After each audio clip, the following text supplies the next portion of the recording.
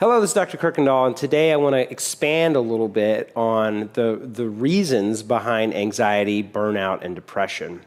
And I've been personally traveling around the world over the last couple of years because I went through my own kind of burnout, even at the top of my career.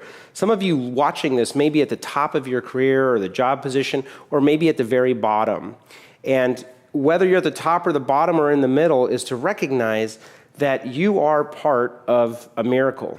And that you, in and of yourself, are actually a miracle. And I want to share a couple things that I wrote down here with you. One of the things is that you are comprised of over 37 trillion cells in your body. And every single second, you're producing thousands, millions of these cells. Something like 220 billion cells are being produced a day. Each one of them are actually having millions of other type of reactions that they're doing. You have a new body every single 7 years. It's fantastic. Your skeletal system, your lungs, your skin is literally sloughing off. Your hair is falling and regrowing. Your blood is traveling through your body 63,000 miles a day. You breathe over 23,000 times a day on average, 23,000 breaths a day. You have over 100,000 heartbeats a day, 100,000 heartbeats in a single day. And if you were to take the DNA that's in our bodies and stretch it out, your body alone, all the DNA standing on end would reach to the moon and back like 10 times. It's fascinating to think about this. And I feel like the anxiety, the depression, the overwhelm are late stage symptoms, late-stage disease of really a common thing going on in society where everybody is just on this just treadmill. You wake up, you get your coffee, you go to work, you hate on your boss for a little while, maybe you go to lunch, you come home, you eat and you watch Netflix and you go to sleep, and we wonder why society is sick. And I want to widen back after this many years with working with clients just like yourself that there's something greater going on here. If you were to take a single drop of your blood, like I used to do in the practice with an electron microscope, you take that single drop of blood, it's like a $40,000 microscope, and you look at this under the microscope, and you'll see this Brownian movement. It's like this movement of the cells in the blood, like the plasma. You can see it moving. You can see parasites swimming through the blood. You can see white blood cells phagocytizing, or what's called like engulfing or eating other bacterium. And this is a single drop of blood. There's an entire universe going on in that tiny drop of blood. And if you're a man, you have about an average of a gallon of blood in your body. You have a universe going on. It's the same thing with a drop of water. You take that same drop of water and put it on an electron microscope and you find, oh my God, there's all these bacteria and all these different little creatures and all the tiny little pieces of dust that's made of us, by the way, that we're connected somehow to that water, and that your body is made up of 80% water.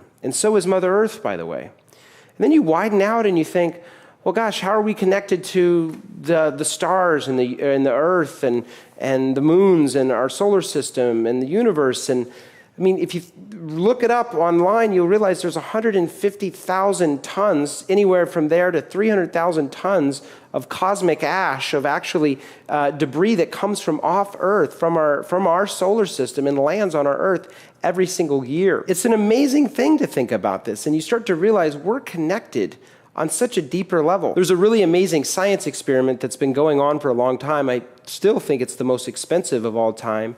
And it's somewhere in Scandinavia, if I'm not mistaken, but it's called CERN. And they're trying to find what they call the God particle, where they're trying to cut into and divide the very most powerful central theme of where all energy and all life comes from. And then there's many other researches that comes off this, but they're looking for what is the ultimate particle? Well, here's my belief, is that they're never going to find it because there is no dividing isness. You're talking about getting to the very, very core.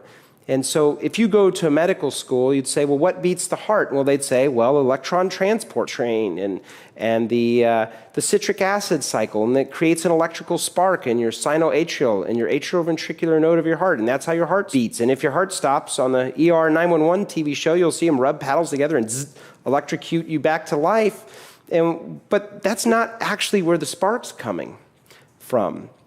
You're sitting here watching me talk to you, and you don't have to think about your heart beating. You're not thinking about your kidneys filtering, and you're not thinking about the perfect pH that your lungs and your blood and your urine and everything is in your body and how it's all functioning. There's so much more going on. And I think just realizing that we're connected to something so much bigger, whether your background is one of evolutionary beliefs or the Big Bang or religion or science or whatever it is, to shake yourself out of this depression, anxiety, whether it's a diagnosis or it's just like I'm having a really shitty couple years, is to realize you have a connection to something so much bigger, and that you are literally a living, breathing miracle. You're a living, breathing series of synchronicities. Just even in the fertilization, when you first came into the planet, when the sperm and the egg actually combined and you were fertilized, if you recognize 1 out of trillions of sperm in the natural life cycle of life, your consciousness was carried on the back of that sperm. It's amazing to think, like, this is actually where you come from, and science can trace that back. Not to go too far into that, but to recognize what a miracle that is, what a miracle it is that you're here. And if you're feeling low and depressed, then that's the big thing that we need to do first, is to realize that we're connected to something bigger, and that you can sit back and enjoy a TV show or enjoy listening and sitting with somebody like me. You don't have to do anything. There's some other aspect that's beating your heart and breathing your lungs. Otherwise, I don't think we'd be very good at it. If I had to take over all of those measures in my own life, I would probably fall right over right now. I would probably die instantly. There is something else going on. So if you're feeling really stuck in your job or your work, just like, damn it, I'm a miracle. And that's something that we know. We know that you are. So I wanted to just bring that to your awareness today and tell you thank you so much for watching. And if you want to learn more about me, you can check me out on YouTube. It's Life Empowered or lifeempowered.com online. And if you want to know more about some of the courses that I've created, look at the links below. And I look forward to speaking to you in the next video.